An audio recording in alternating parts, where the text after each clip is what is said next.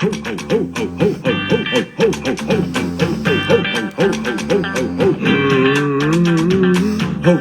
ho, ho, ho, ho, box.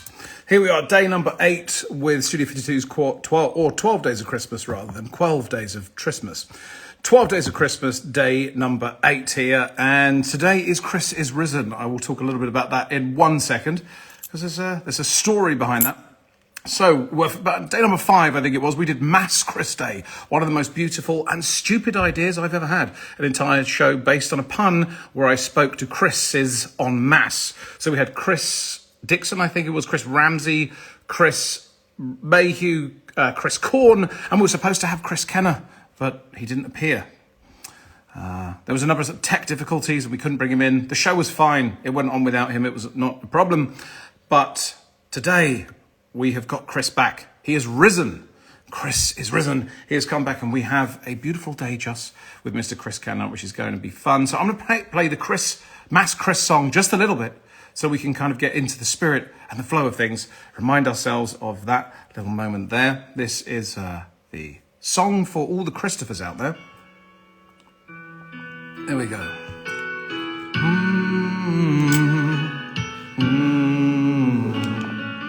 Christopher,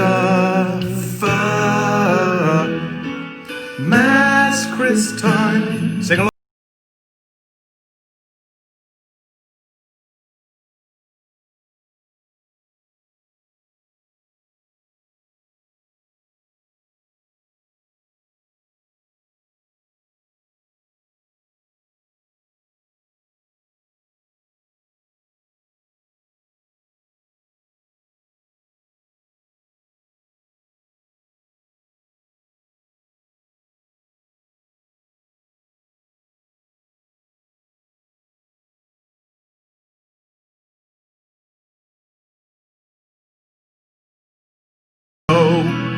Mass Chris time, mistletoe and wine. That is enough of that. We all get the idea, and I don't have on my Christmas hat. Let's go. What would you reckon, this one or this one? You decide. Here we go. I'm going to do this. Here we go. Bink. So I'm going to bring on Mr. Chris Kenner.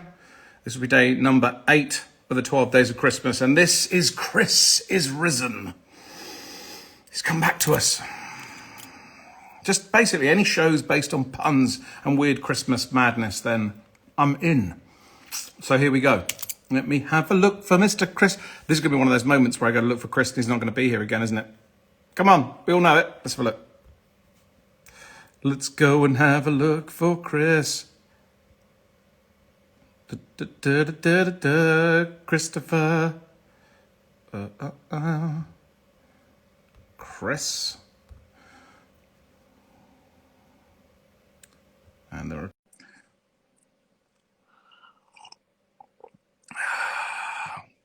It's too much of a MAGA hat.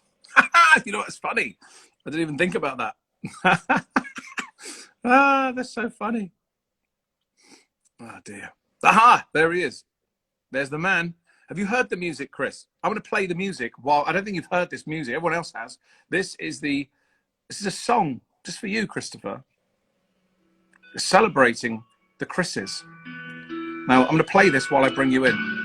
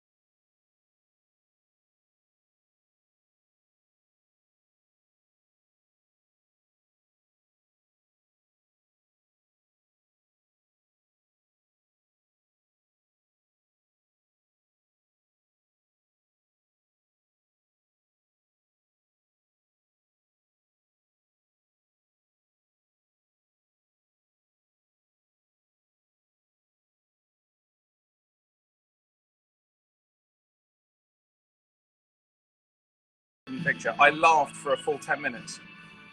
The Mass Chris one is also made me laugh out loud. Right, okay, here we go. Having some tech issues with bringing in the Chris. It's okay though, because we all know he's here. These are little gremlins. Let's go with, I'll try a slightly different thing. By that, I mean typing in the surname rather than the first name. Let's go with this. It should be fine. I can't see why there should be a problem. There we go. Looks like it's happening. Oh, boom. Hello. Hello, how you doing? I'm good. Hold on. I need to change something on my phone. I was on my computer. For some reason, I don't think I can log on my computer. Right, okay. Wait 1 second, because I might have to change my... It's all good. It's all good. As long as you're here, it's all good. We all know you're here. Look, smooth, seamless. Back? Seamless. You're back. Better. I had to use my phone and not my computer. Oh. Well, how you doing? Good. We're doing some TV shoot thing here today at the museum, so I've been here all morning kind of setting that up and then doing this. Excitement. Yay! Christmas madness. I'm just going to change my hat. Someone just told me it looked like a MAGA hat, so I'm gonna go with this one instead. So you know what's funny is I had a red Yankees hat. So it was a New York Yankees hat and it was red, and I wore it. My brain didn't even think about it. When I voted, not for president, but when I voted for primaries 2 years ago, I had it on. And then I took a picture of my I voted sign, and some people were pissed at me because they thought it was a hat. But I'm like, no, it's not. I'm all blue, dude. It's not. Red is bad, apparently. Yeah, but it's Christmas time. It's very red at Christmas. It is very red at Christmas. It is very red. So how are you doing? I mean, we've said this before. Every time we speak, we've spoken a lot on here, and it's always great. And it's always a pleasure for you to give us your time, because I know that you are one of the most busy people I know on the planet. So you always have, whenever you come on here, at least 10 other things you should be doing rather than this. So I'm always massively appreciative. So how things? Yeah, I'm good. Nicole's been, she's good. She's been having some little health issues, but we're fighting through that. So that's it is what it is. Christmas is good. I'm not a big present giver, because I'd rather be the person that you're just a receiver. Right. I just think no, it's not that. No, I mean like family stuff, because we just basically give throughout the year, if she wants something, I'd rather just be like, hey, let's go grab that, or hey, let's get that. Or I hate that. I've never liked maybe you'll get that for Christmas. So we end up at the end of the day, like this week, we'll probably get a couple of useless things for each other, but that's about it. Right. Are you a bit like Bar Humbug, a bit Scrooge at Christmas? No. I used to be very, but I'm not anymore, because Nicole loves it. She loves it so much so that I just kind of like through her have just really gotten back into the Christmas spirit, because I've got 30 years of working on Christmas Day, right? Christmas Eve, Christmas Day. Every year. This is the first year I didn't work on Thanksgiving, and this is the first year I won't work on Christmas for 30 years. Wow. The show is always on. We're not on this, there's no shows. So I'm amazed that people the business is still there in Vegas on Christmas to some extent. I mean, on Christmas Day. I mean, okay, it's slightly different this year, but normally over 30 years. Yeah, crazy. I think they're trying to downplay it, not have people come as much. They're not advertising so much because they don't want a super spreader event on New Year's. It's really more about New Year's celebration, because people drink more on New Year's than they do Christmas. Yeah. Well, that makes sense. I always find New Year's a bit of a I've never really cared too much about New Year's. It's always a bit anticlimactic to me. It's like, yay, and then done. Yeah, ever. Yeah, I don't really get it. Yeah, New Year's, nothing. It's kind of, New Year's is well, again, I've worked New Year's all the time. Actually, the last time I didn't work on New Year's was 1996. We were on Broadway, and we had to close because the show that was going to open after us, we were there from right before Thanksgiving till almost New Year's. The show that was coming in next had to open on the January 1st. So they had like a 3-day load in. So we had to load out. We had a 1-day load out. So we loaded out like 4 days prior. So right after Christmas. Right. So that was an interesting scenario. I always used to be a bit bar humbug at Christmas for years. I was a bit too cool. You know, like I was too cool for Christmas when I was younger. You know what I mean? Like, oh, whatever. It's beneath me. And then it was the same thing with my wife. Oh, well, back then my girlfriend, where she has Christmas running through her blood all year round. I mean, the moment Christmas is over, she's looking forward to Christmas the next year.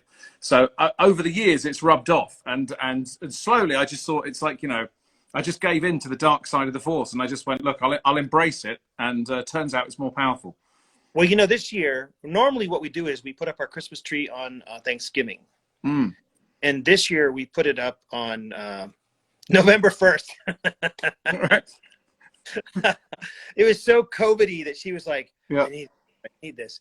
And funny, for me, it happened to be where we were doing shows at that time, because we went on and did shows for a little bit. So we were in the middle of doing shows. So I'm like, oh my God, I got to deal with this Christmas tree after we've been off for, 7 months or 6 months, whatever it was, come October. And then we were on for a month, and then they shut us down. We had a little COVID issue, and then we had to close ourselves for 5 days, and then we came back, and then about a week later, the government closed us. So yeah. Well, so how's that all looking now at the moment in Vegas? All that, because every time we've talked, there's been changes in the flow of things. Well, I don't know. How it's going to go. So, they said we were going to open up on the 17th of December, and we did not. So right. Now they're saying we're going to open on the 16th of January, which I don't know if that's going to happen either. We want to believe it's true. We're moving forward like it's happening. So we're moving 100% forward with how to deal with staffing, how to deal with ticketing, So I just don't know. We're at the whim of our governor. Right. I don't really think it's his whim. It's not his whim. It's his. He's making a very tough decision. I would not want to be in his place.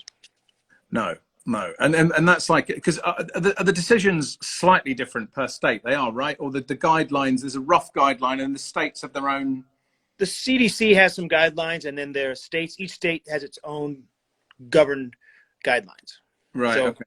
Some states, you go to Florida, it's the Wild Wild West. You go to some states, it's, and the second that it's a lot of the, I don't want to pick on a politician or politics in this, but certain states and certain things, if the governor or the Republicans or the Democrats lean toward opening things up, everybody fights to open up and feels like they have the right to not wear a mask and everything be open and go to restaurants. And that sometimes causes probably more havoc than needed. But yeah. It is what it is. It is what it is. Oh, do you know what's funny? It's hard to not talk about it, but I've got so bored of talking about it. I've got bored. Everyone's got to that weird point now in the last couple of months, I think, certainly, where everyone's just basically fed up with it. I'm like over it. I don't even watch the news really much. I used to watch it a lot. I would, I hate to say it, but you'd wake up in fear of what the news message is going to be about. What did Trump do now? And I know there's a lot of people out there that say, "Oh God, he did so much great for the country," and which is okay. People can think that way. That's fine. But I would be like, "Holy cow, this guy's pushing the limit of these things quite a bit," which is kind of scary sometimes. Yeah. And it's also an unbelievably strange time of like pandemic, Trump as a president. It's just a very weird, over the last few years, it's just all things have become less certain. Everything has become slightly more unstable.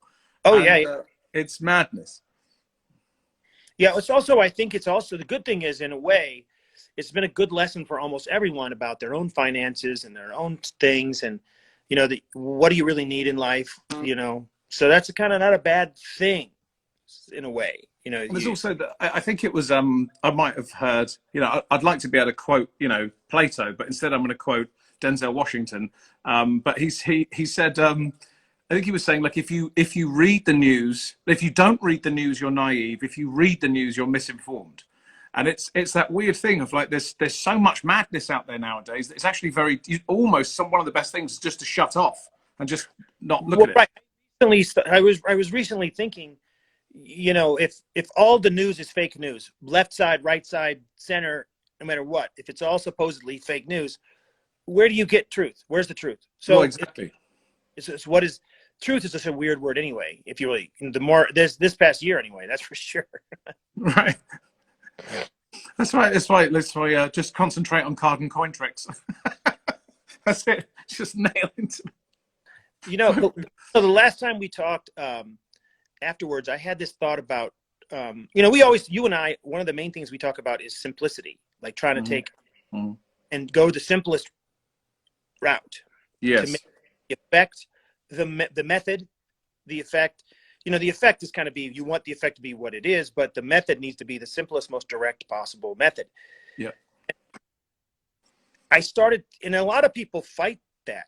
I mean, inherently they fight it by trying to do these old moves and movie moves. They're not necessarily old, but and I kind of started to compare it to technology. If you looked at moves as technology and thought about it that way and didn't think about it like it's part of our growth and history of our world, or just looked at it like the move is the technology that gets the thing done. The technology turns the light on. The technology makes your phone work. Now, would you rather, you know, go back in time? Like I have, you go to in my house, all my lights are on programmed into 3 buttons, you know, 4 buttons. I don't hit switches. I just hit a button and the whole house turns on and turns off, and I can change that.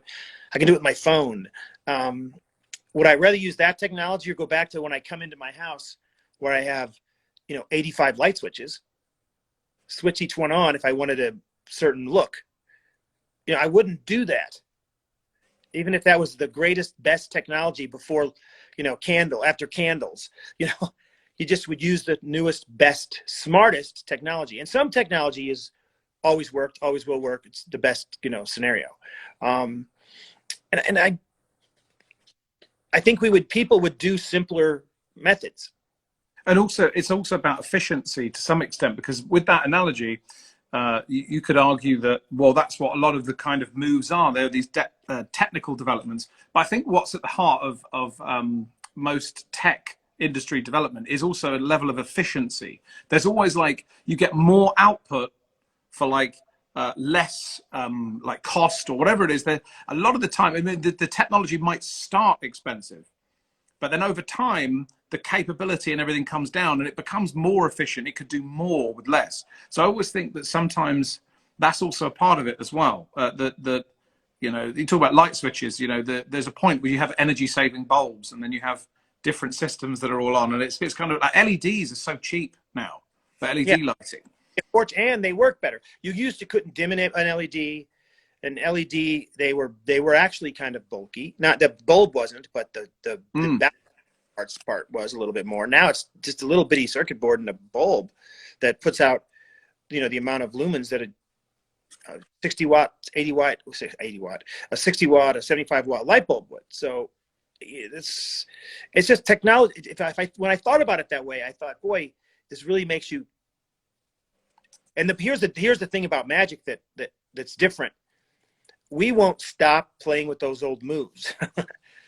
I don't either. So it's not like I'm saying I'm doing all this, but if I just went down to the bare bones of the simplicity of controlling a card, which is one of the most rudimentary things, you know, I would just never do anything but like the spread control stuff. Or I have some things that have grown with me that are so simple now and more efficient, maybe a little bit more difficult, but they still work more efficient in the round, surrounded. They will be underneath you. They, you know, the criteria is like incredible, but I watch people pass stuff up like this and go to the pass, or they go to I was recently on a Luke Dancy thing, at night, the All Things Magic, this Facebook thing that he does. And there's a great group of people there, a great group. And the guy was on there, I didn't really know, but I guess he's part of the group. And he had talked about pass. We're talking about the pass. And I said, I basically said, if you do the pass, if you use it, you're going to get caught. Someone sees it. There's a group of 10 people. One of those people saw it, more than likely. Unless you're David Williamson. And even in that respect, David Williamson would probably tell you, no, they were going to catch me, if they're going to be beside me or on the right side of me. And this guy said that never been caught ever in his life, never once, never. And it's like, man, that's a hell of a statement. Yeah. He didn't care where they were, what they were. And I've never seen him perform. I don't know anything about him. But he didn't seem like he was a comedy genius or a very funny, like super funny personality. I'm sure he's funny when he performs. But again, like I said, I've never seen him, so he could be hysterical. And that could be his misdirection, and it works every time. But to say you never get caught doing a move that's so right out there. Also, I think that it also depends on what the goal is as well, because if your goal is deception, that's one thing. But if your goal is learning moves and learning new sleight of hand techniques, those are different things. And I think people confuse them as the same thing a lot of the time. You don't realize they're very separate drives. I love playing with moves. I absolutely love it. Oh, I do know. That's my right. world. But it's kind of like operates a separate part of my brain. It's like this is stuff I play with for fun, but then this is the stuff that I think. Do you know what it comes down to? I think I said this the other day. I think it was Paul Dirac, who was a physicist. He was talking about the fact you should never let beauty, in terms of physics equations, you should never let facts get in the way of beauty, or experimental research get in the way of beauty. Because what he was saying was that you might you might find this beautiful principle at the heart of nature, and you might do some tests and it shows it's wrong. But maybe it's not wrong. Maybe it's just the fact that your method of testing right now at this point in time isn't capable of seeing what's there. So beauty, when there's something beautiful, there's almost something really deeply fundamental that's kind of saying something to you. And I always find with like the simplicity stuff, there's a beauty in the simplicity stuff that I don't necessarily see in the technical side. The technical side I can play with and it's fun, but there's a real beauty in the simple stuff when it's kind of this combination between how you use it, how you choose to time it. There's something different in that. There's a beauty in that I see. Yeah, I'm not sure if you remember that I'm not a big fan of Ambitious Card. Right. Yes. Yeah, and it's not because it's not a good trick. I think it's a great trick. Everyone kind of does it. It's their go-to thing. I'm not against it. Everybody should still do it. It just isn't my thing. And I kind of was fiddling with the idea of doing it with like 4 duplicates to the point where if they touch that deck a lot, and you can ring in the cards, or at least one at the end, you don't need the card. You and I are similar. I love the idea of not signing the coin, bend the quarter. I don't care. Once you showed me that or talked to me about that, I realized that what a great thing that is. Always have it on you. It's always ready to go. There's really zero preparation. It's the exact. I've seen so many people do it and they sign it, and then I've seen you do it a million times. Not a million, but I've seen you do it quite a few times and they don't sign it. And I have played with that, and there's the exact same reaction. Yep. Signing means something in certain things. I totally get that, but with if you can convince them, which is I think is that everything is regular in the deck, the duplicates become impossible. Right, but this type of thinking is, for me, this is where it starts to get really beautiful, because you almost start to come back to the thing that you're trying to avoid. You're trying to avoid in that the idea of duplicates, and so that's why we have a signature which removes it. But really, if you're able to go to that same place where you're able to convince them that everything's absolutely real, you can kind of go back to duplicates again. But an amateur couldn't do that. You almost need to have kind of climbed the mountain first to be able to be in a position to kind of start using duplicates again. There's a really interesting dimension in that, I think. Right, because I think that done right, you have to leave some sort of it can't be impossible. Right. So it has to have some sort of, even though I've seen people do with a signed card, a ambitious card that looks ridiculous. And then I go down where I think of the ambitious card. I think that the best thing I've ever seen with a deck with that is Daryl's thing where you wrap the rope around it. Yeah, ultimate ambition. And if you just did that, like you just said, here, take the deck, pull a card out, everybody sign it, look at the deck, you start to wrap the rope around, have a gag, switch the whatever you want to, however you want to do it. And I had an interesting thought. I have an interesting idea for a deck switch with that particular trick, where you actually tie the real deck up and switch the rope with a magnet in the middle of the rope, and you can switch as you hand the rope to the end of them, you can switch the deck with a magnet on the end of the rope, so you can finish. Yeah.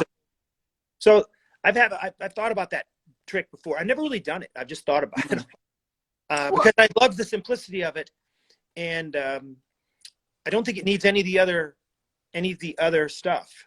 But it takes a lot. Here's the thing. I think that what those things are bridges or patches to get you over the deceptive problem inherent in the method, which is that there's a problem which it suggests as a duplicate. So we have this little patch, this bridge, which gets us over that hump when we first start.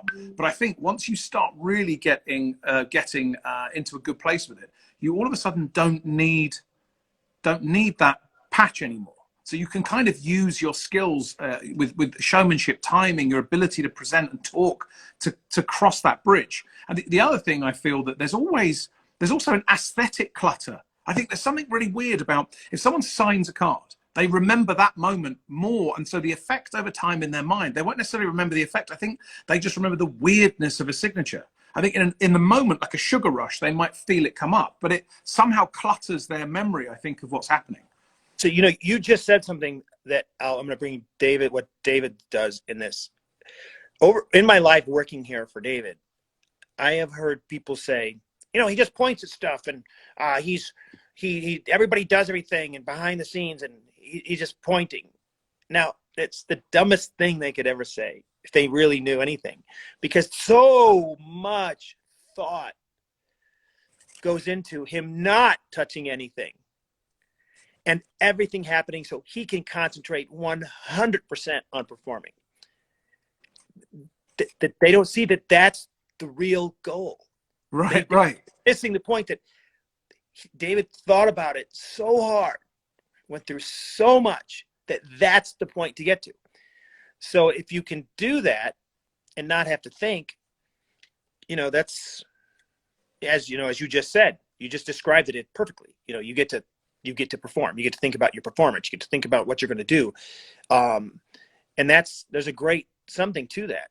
I always look at it like, I think it's definitely, maybe it's something that came out of the 70s, maybe part of the 60s, 70s and 80s, this idea of kind of like the great sleight of hand artist emerging, where it was much more about this extreme technical skill that was the fastest gun in the West, who had the best pass, who had this stuff. It was definitely kind of, as I grew up in magic, that kind of zeitgeist was around. But to me, I always got to the point where I felt that almost it's a slightly lower level, which doesn't. Let's imagine that you're doing it the best it's ever been done, whatever that move is. If you can not touch it, it's better. It's like if you can not do it, and that requires all of the practice to get to that level with the skill. And then you have to then continue thinking to work out how to not use the skill. And to me, that is even more beautiful than using the skill. That's, it's what I do that so much with stuff. Like you've shown me a few things that have palms in it. And I love the effects. Like, God, I love the simplicity of that trick. God, that's just like so direct. I just watched the person's brain when they did this just go, holy shit. In a way that I don't see with a lot of other things, because there was the personal, all the little details that you've put in it. And I end up trying to take the palm out of the trick. Yeah, but you know what? You practice it with the palm, but I'll take it out. That transposition routine that I did, I mean, it's a classic transposition routine. Yeah, but the way in which I was doing your little details are unbelievable. But what you did, if someone had given me the challenge of saying, right, that routine you do, the paper switch routine, yeah, just do the same thing, but take the palms out. Well, I would just go, well, that's not really possible because that's what's driving all of what's happening here. And what was really interesting was that your stuff has inspired me in a lot of respects like that to make me go a step further. Because often I think to myself, well, obviously I can't take the palm out of this because I've got to make it go from here to here, and there's no other way to do it. This is the cleanest way to do it. But what you've done with that routine is actually improved something even beyond that, because it actually is even simpler in the sequence, because the initial switch already puts you in the right position. It's really beautiful. At some stage, you know, we'll have to talk about that more, but it's made me think a lot of the time now, when I get to a block where I think to myself, right, I can't go any further than that, then I'm even more so, I'm trying to go further with that stuff, because some of your handlings of taking palms out of things, I would have sworn couldn't be done without one. Turns out they can. It doesn't mean it's easy though, because there's a different difficulty, because you then have to master doing a load of stuff in the other hand, which yeah. debatably more difficult. Right? It's much, if you do any sort of palm at all, it's much easier to do it with a palm. Someone's just said, what's Chris's problem with palming cards? Now, I'll quickly say, Chris can palm all the time. I love palms. He loves it, and he's a demon at it. But for me, it's more like, if you explain, it's coming from somewhere else within you. It's more of an aesthetic philosophy, I think, towards efficiency and softness. It's you know what? It was proven to me the other day when that kid said he never gets caught with the pass, which is the reason I don't really do the pass either. And I have crazy versions of any pass. I've fiddled with them all. I have 1,000 double lift. I play with the double. I still play with the double lift, and not my move. I used to use it a lot, and I don't even use it at all anymore. But palms are here. I worked. I won't mention any names. You probably figured out, and it's not a diss on anybody. I worked at Illusions with a guy who was very famous for palming cards, and I every night watched people's eyes just divert to his hands. Right. And in our world, he's known as a guy that can do that very, very well. So that scared the living shit out of me. And, you know, and in the same token, in the same time, there was another guy there. And this guy was, most people watching this, and the people at the time, and when I met him, I thought, he's not even that great at anything. Kind of a journeyman magician. But he had an amazing personality. His name was Dan Daggett. And he could get away with anything. Because his personality was so like,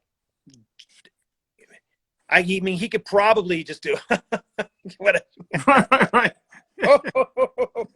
And people wouldn't care or know. Yeah. So caught up in the amazing like feeling that he was talking to them and having fun with them. And hey, man, let's have a beer. It's like what it was like they were just sitting around chatting.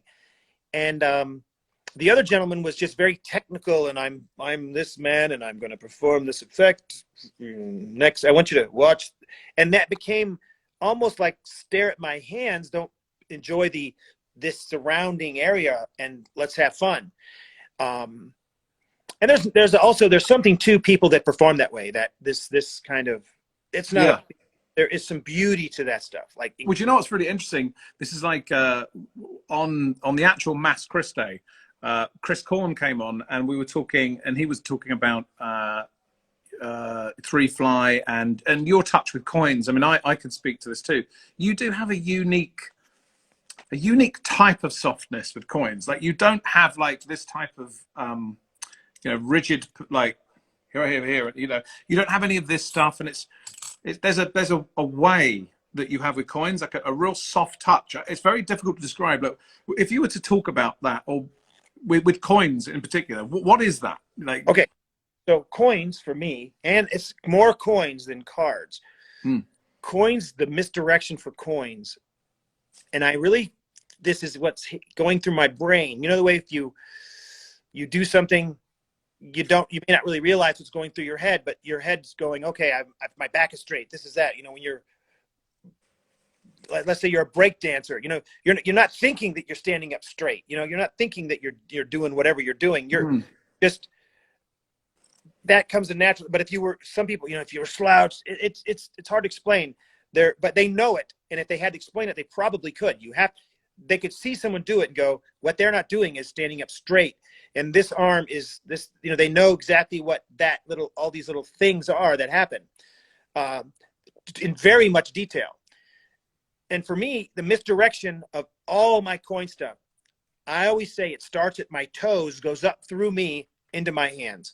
So I can shift my leg, which shifts my body the tiniest bit, which causes and I mean like the tiniest bit, which to me causes the attention to focus the screen. Let's say that they're looking at me like this, it might just shift it there. And I don't need them to go here into that hand. Like a lot of people are like, and this hand, and then this hand. You don't need as much as you think. So that's where I think it comes from, because I'm always thinking about what in my body is making this all happen. Am I shifting my body, not my head, to look at the coins? Am I shifting my head and not my body? There's all that is part of it. And after a while, it becomes supernatural. And it may sound like, no way he thinks like that. No way he thinks that deep about it. But I do. I kind of, and after thinking about it like that so much, it becomes natural. And also, I think there's two things in that that I always describe it as, where when people start breaking down misdirection or softness or naturalness, and they say, how do you get that, whatever it is, it almost, to me, feels like there's no timing or movement or construction anymore. It's just pure will. It feels like you will the moment to appear and you will them not to see it, and it manifests. Now, obviously, it's not just coming from magical thinking. It's a lot of practice and study, but partially it's this idea of just manifesting it. But to me, the only way you get there is also by being present. And when I've ever seen you perform, you're completely in the moment with them. You don't go into this performing mode where you seem detached. I always feel that you're very present, especially with the coin stuff. And it's like so that little adjustment you make, you know when to make it, because you couldn't write down on a piece of paper, well, you have to make it here. You look up and you say this. You couldn't do that. And that's very interesting to me. Yeah. And the other coin thing, I have the same problem with coins. And although now you look at Avi and all these guys that have this insane coin stuff that they can nail.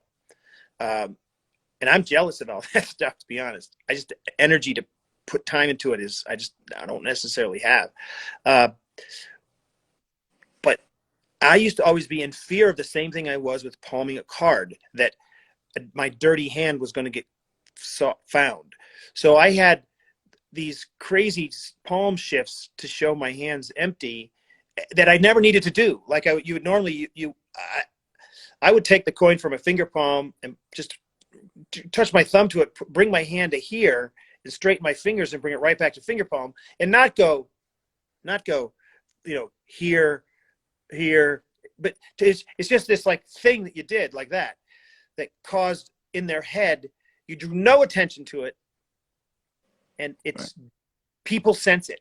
They can sense it. They can sense that you've got, we just got a video of a guy had this pretty interesting trick with it's a, I can't remember what it's called.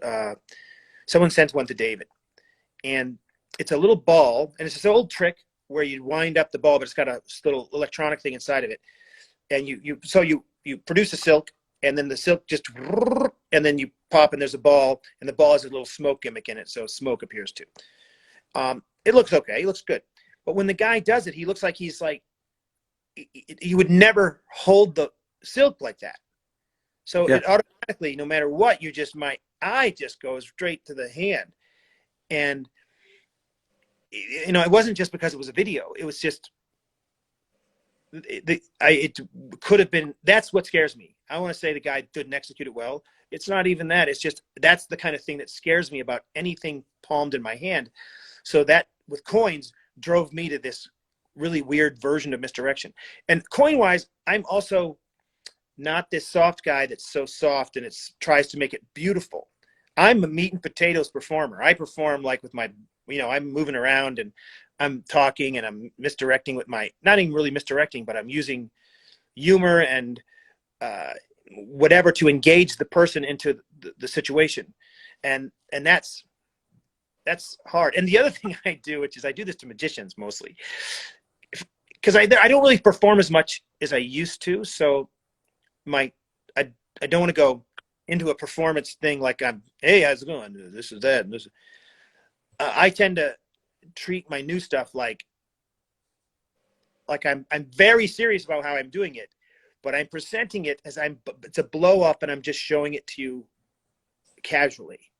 Mm-hmm. But deep inside of me, I've thought about this and I'm presenting it like I'll work on a move for a year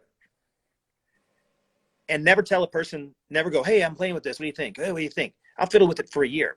And then the minute that move comes up, I'll go, hey, I fiddled with that a little bit. And then I'll have work on it immediately.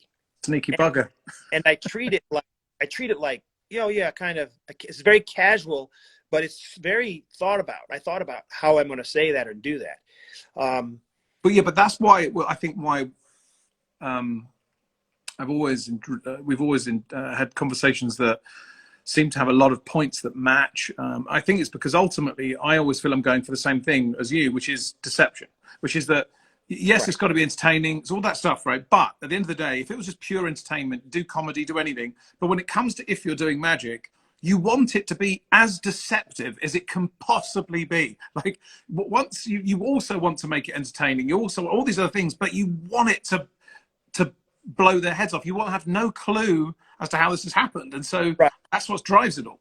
If it's not a routine, like I have, I did comedy, so it's like, unless I have something that's 100% just there to be funny.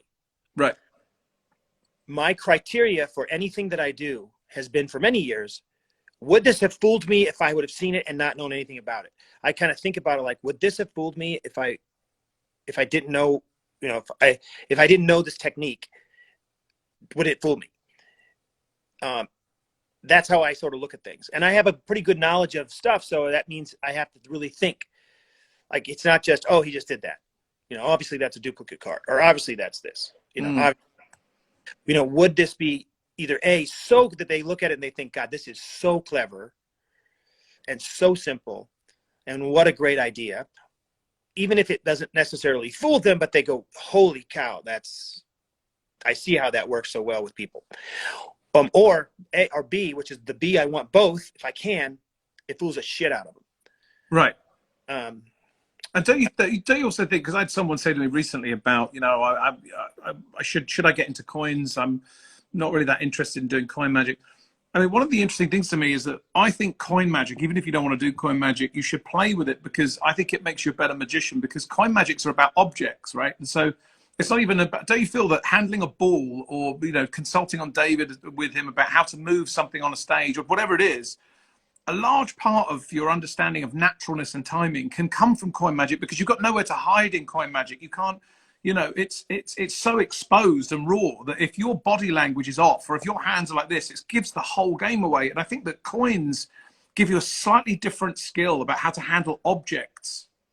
And then whereas cards are like their own language and you can hide behind their own set of aesthetics. Whereas coins, I mean, there's, you're just exposed. I think it makes you better, even if you don't do coin magic, even if you don't perform it. I just think the study of it can make you better. Yeah. Brother John Hammond was a card guy and he gave me the best coin advice ever. I mean, I grew up living very close to him. He taught at Vianney High School, which was our rival high school of mine, Melville High School. So I was, I would drive over to see him every couple of weeks, and I would do coin stuff for him. And he would tell me, because he was a big person about naturalness. And he would say, that's not natural. That doesn't look natural. That looks like a move that you can, I just want to look at that hand. He would constantly tell me, and that really helped me a lot in my thinking. And there's another thing we were speaking of, the pass as a move. When you think about any technique, I'm going to bring this into the show, David's show. if you look at your technique and think about a theater show as blocking, like how are you going to, what I mean by blocking is, if David's on center stage and he walks this way, but if say he's here, this is the wing, and someone's going to bring an object onto him, like they're going to bring something to hand to him. He will, before this guy starts to walk, David will take a step this way, and this guy will come out, so that the attention goes here, even if it's subtle. The attention goes here as he comes out, and then David will come to him, or he will meet him, and normally it'll be handed off like with him not even looking. But that kind of thought is what makes the show so great. If you really look at it just from a technical point of view, it's just so great. Now, if you take that pass idea, you, in all reality, if you're holding the cards and you're playing with the cards all day long, all day, play with the cards. Name a time when you do this. When you cover it with your hand. If you're not just going to do it briefly, it's an awkward moment that you don't do naturally anyway. And that's a really great point. And also it's those little details. If anyone watching this, heard what Chris just said then about that blocking, imagine what is the equivalent of that in sleight of hand. What are the equivalent of those types of details? Points where you think there's no thought to be had here. Someone's just walking on, but actually there's space for design in there. There's space for thought of what are the potential variables. I love that idea of every part of your magic and what you're doing in your construction probably has an area where you can make it more beautiful. You can probably cut stuff out or make something more efficient and streamlined. Right. The efficiency of, if you take a card, if you're going to put a card on the deck, on the table, it's an interesting thing. And this was told by brother John Hammond again. He would do this, if he was going to take a card and set it on the table, the hand he took the card from wouldn't move till the card was on the table, because he wanted the attention to go to that card. So it was like, I'm not in the screen, but he wouldn't go, hey, I got to take this card and set it down and move this hand away and draw all this attention, even though your eyes, everything is pointing toward that card. That movement is the biggest movement of the entire scene. So that draws attention. So on theater, if David was standing on stage in center and he's going to take something and put it on a table or give it to someone that's standing here, if there's a person standing next to him that handed it to David, he would more probably, depending on the situation, the guy would take a step back as he handed it to the person, and then they had it, they would walk off. As opposed to anyone in the back seeing the big visual would see that. They even if they don't avert their eyes to it, it's there and it's drawing attention and it's not focus. So the focus of what you're doing, I don't think people even think about it. No, and this is the thing where if people are talking about, the misdirection or the direction of attention, they're normally using it very, very strong-armed, in the sense it's just about doing a move, as opposed to where do you want them to be thinking about the effect? If you want them to pay attention to the cards that are on the table, how can I point all of the cameras at that moment? How can I make them point all of where do I want to get rid of attention? Where do I want to put it? As opposed to just using it for misdirection, like using it for how people remember, the flow of something. There's so many things like that, which to me are just beautiful. I worked in a magic shop, Gene DeVoe's magic shop. And then this is a thing that I've seen so many people do. So you've got a coat on, so you're wearing your sports coat, and you're going to do a card to pocket kind of thing. I don't do the thing, but the idea, it's like, it's in my reach in my pocket, and they do that. And at the time when they do, they just dip the other pocket dip it in this pocket. So the idea is, Gene, you have to come up. Well, first off, most people go, come over here and reach in my pocket. They just, it's and they've never even done a weird move like that the entire time. But what Gene did was he took his pocket, which was sewn on pocket, and he lowered it on his coat. So he didn't have to go, and he could do it like he had this thing where he would go like that and just barely move. He was smoking the shop, so he would put a cigarette out and drop the deck in his pocket. And I swear I've seen him do it a million times, and sometimes I'd not see him do it. Mm. Because he would do it 3 times in the routine and do the exact same move each time. I wouldn't know which time he was going to throw it in his pocket. And he was waiting till the misdirection was right in his head. But, you know, it's just the little things like that where it's like 2 inches of lowering your pocket.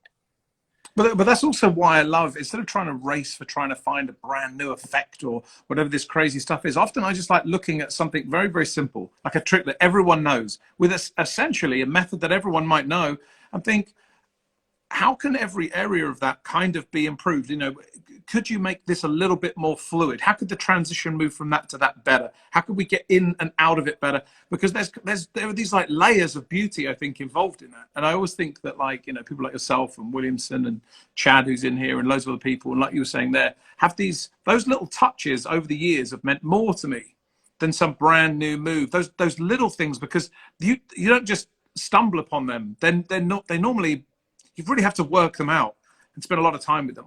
So I kind of took that idea. I did this at a magic convention in, I think it was the Magi Fest, and then I did 2 things in this particular thing. And I talked to you about one of them we texted about it the other day.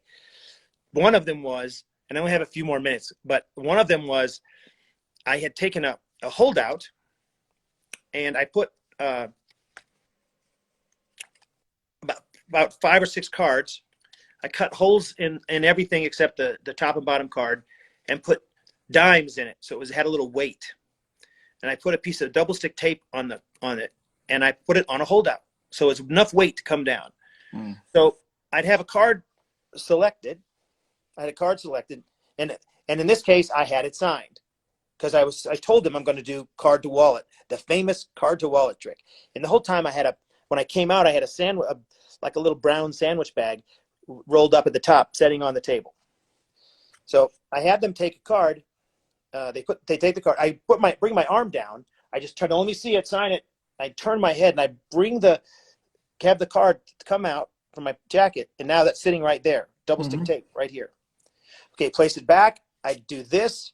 I go straight forward and hand them the cards. Boom, right up my thing. Shuffle the cards. It's great. Now I never touch them again.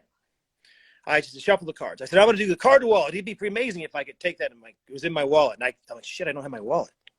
Oh yeah, that's right. It's in the bag. So now I'm completely free. Give me the bag, undo the bag. Let me look in there. I reach in with my free hand and I go, it's deep. It's in there. It's in there. And now the thing's coming out because I'm lifting my arm up. So the cards, I just popped it off, stuck it in the wallet, a regular wallet, pulled the wallet out, and I have card wallet. And that fooled the shit out of these guys. Great. And then the other trick which was very, I would say ornery to do, is I love cups and balls as an exercise. We talked about this. I love the idea of it. I've played with it a lot over the years. I used to perform it. And then as I performed it, I realized that if I'm going to do this trick and produce the big balls, the rest of the trick, it does not matter how good I do it. In the eyes of the audience, that's what they remember. Now, if I did an amazing trick with a cup and a ball, which I could talk about just that, I have an idea for that. I have a thing with that alone, with no load, no anything. Just one ball, one cup. That's two girls. So what I ended up doing was I took here are 3 cups with no balls. I don't talk about the small balls or anything. Here are 3 cups. Examine the cups. Hand them to the audience. They hand them back to me. I set them on the table. And I say, now I'm going to bring out 3 balls. I'm going to do a little thing with them, and then I'm going to produce lemons. And you tell them that. And you say, you know what? I kind of just spoiled it, so I might as well just produce the lemons. And you lift the cups up, and the lemons are in the thing. So it was a magic convention. Again, this went by most people that didn't follow me from room to room. The method was I had my friends load the balls in the front row, or in the pass the balls, pass the cups around, and I had my friends load the lemons in the cups because no one was paying attention. I was doing some goofy thing at talking about Vernon and the cups and whatever, I bring the cups back and I just set them down on the table. And they took the cups, jammed them up in there so they were stuck. Yeah. And I Clean. could easily set them down. And it was great. It was a great thing. And that kind of made me realize that's a good way to do that trick, because you're going to the meat of the trick. Now, I've seen some, obviously I've seen incredible cup and ball routines that are great. There's a kid, Leon, I think he's German. I wish I knew his last name. He did a thing on this Luke Dancy, this All Things Magic, that was pretty good. I'm not gonna lie, it was pretty good. So you watch Williamson with the 2 cups or what, it's just ridiculous. Yeah. But you're having fun at the same time. Yes. But you get where I'm going with that. It's like what is the simplicity of each one of those tricks? There wasn't a lot of BS with the sign the card. Here's the card. It's lost in the deck. I reach in my pocket. It was the simplicity of that. When I just said this and they put it back, I literally could go here, square it up, and go forward, and those cards went right up my sleeve. Well, this is also why I think these types of discussions are so good, because the cups and balls, whether you do them or don't do them, someone goes, look, I just do this way. I do the Vernon method. I use this thing of Charlie. Who cares, right? Whatever that is. But I actually think that their biggest value is as a technique to explore philosophy and thinking, because the more you think about it, the more they reveal, I think, like fundamental rules about misdirection and about timing and about what's good and what's bad. Like the more you play with a routine like that, the more you discover these weird little kind of kinks to do with what works and what doesn't work, or how can I time this? Why do I feel so kind of awkward or unnatural doing this particular sequence? I think that those types of routines are amazing, kind of almost like experimental processes which can reveal thought. You know what I mean? Or am I talking nonsense? Yeah. You know what I mean? Well, but that's the more you think about something, like that if I've never been the person that I've got many things that I did when I was 17, 16 years old that are very solid pieces of magic that would work today, done like the exact way I did them. And there's not a thing that I think that I have just not thought about at some point that I've done my whole life where I've changed it a little, or then thought it became so, it was so complicated that I said, okay, I'm not going to do this anymore. I need to simplify this to another final thing. And it boils down to that whole three fly has become to me another challenge. I have another challenge, which again, this is a thing where something needs to be signed, unfortunately, and this is a different situation. You'll understand. My thought on three fly, it's not even three fly at this point. It's I want to be able to take a little safe, like a toy safe. When I was a kid, there was these little toy safes. They were like this big, and they were metal with a little dial on it, and a little door about the size of the playing card, about that big. Like if you took 2 cards and put it like that, it's about that big. It opens up with a little dial on it. I got a bunch of them at home.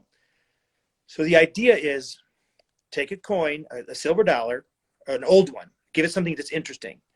Talk about the history of the coin or whatever the thing is. It was part of a robbery from the great train something, something, something. And you're going to put it in this safe. So you have them sign it, and you have them, and this part of this comes from you, by the way, have them put it in the safe that I never crossed the center line. I personally never crossed the center line of the thing. So that coin is in there. So the coin's in here, and I don't ever walk over to it. And it's on a little table. I go to the other side of the space, like say 5 feet away, and I never go near the thing. And what I'd like to do is be able to turn the lights off and on, and I'm standing there holding the coin. That's it. That's it. No, show the thing empty, because this obviously is the coin, and you just hand it to them and you're done. The simplicity of that is where I'm headed, and that just shows you the progression of I did all these coins across with 4 coins, winged silver. Then that turned into my one shuttle pass coins across, to 3 fly, to fiddling around with the idea of 1 coin. The thing you do, I played with that in my head and fiddled with ideas with that. That's taking this out, but just making it fit me, because it doesn't. That's not my thing. So not trying to make it fit me. So that's where the simplicity went. It went to the just one coin from wing silver, practicing my ass off, these complicated routines, to matrix on the floor, to, you know, all these things, to three fly with only 3 coins, no extra coin, to that. And that's great. And that's where, and I see so many people get caught up in the trick works, I might as well still do it that way. But also, but very quickly, because I know you've got to go, but what that to me is the sign of evolution, of constantly thinking and trying to evolve. Because really, if you're doing 3 fly, you've just got a coin that goes from here to here, but you do it 3 times.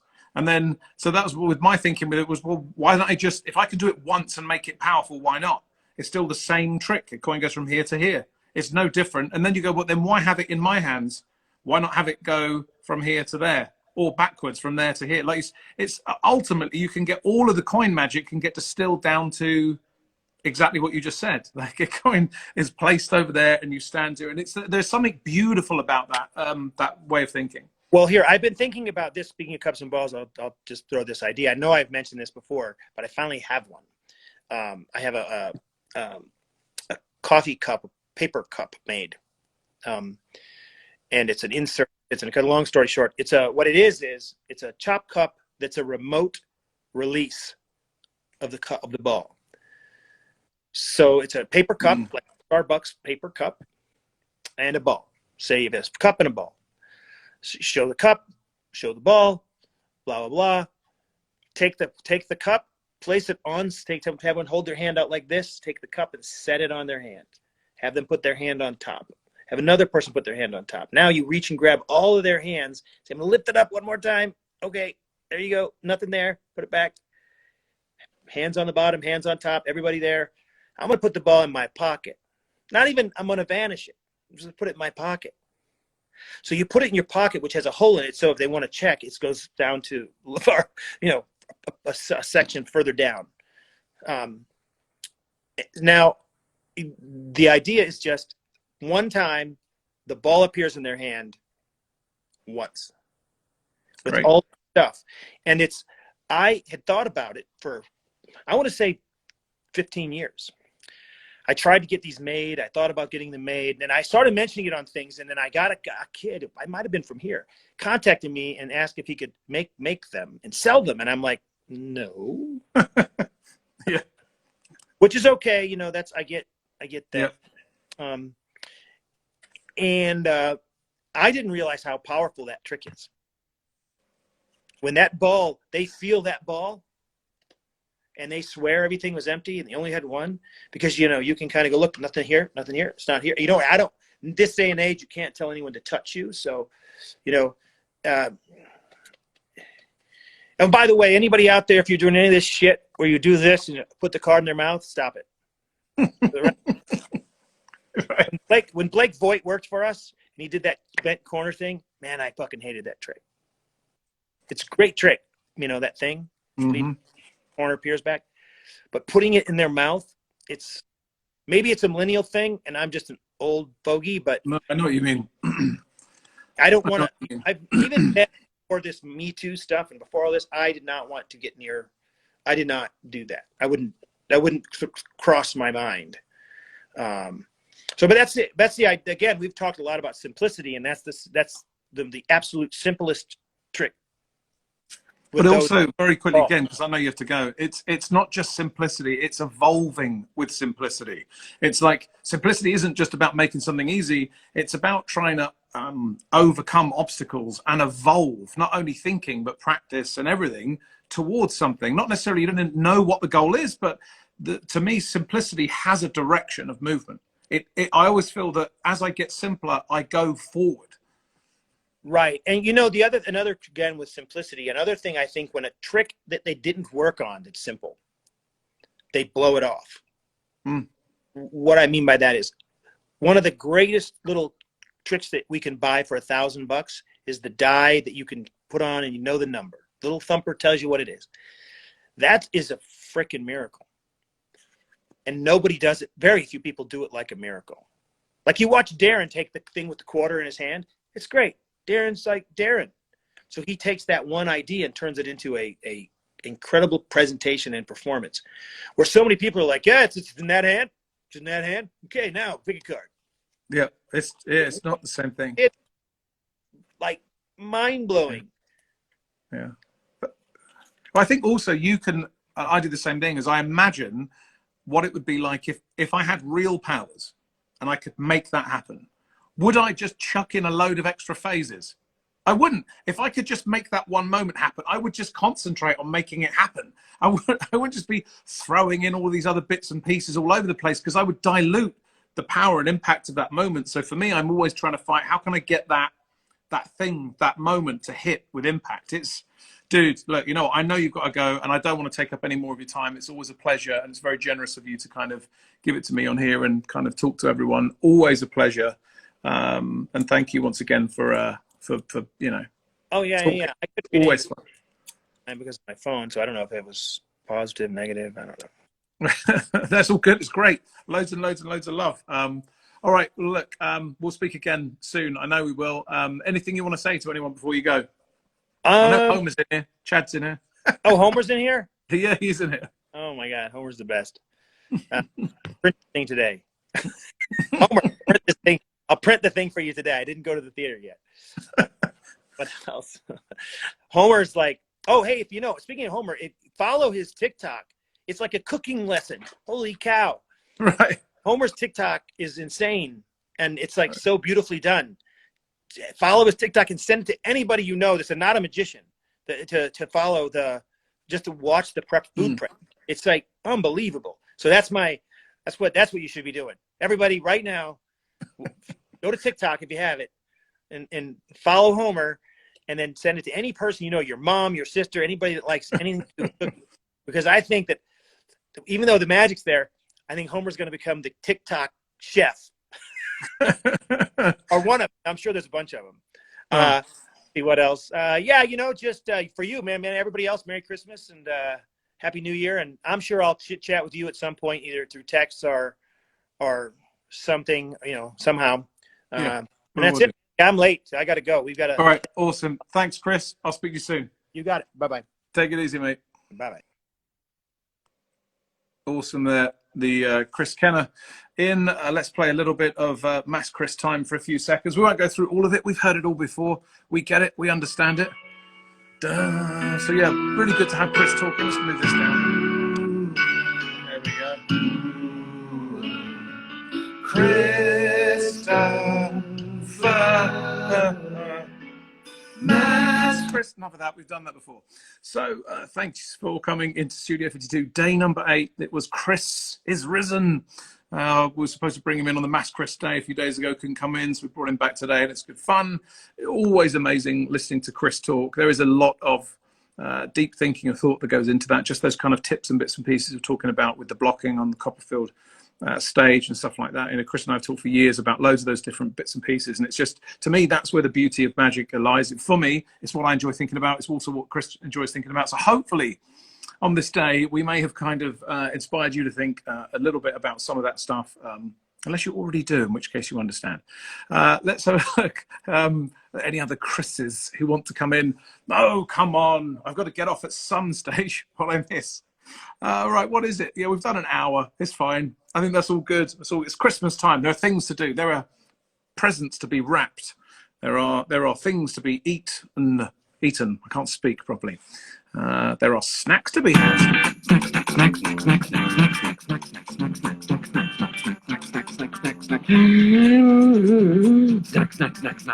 Snack box.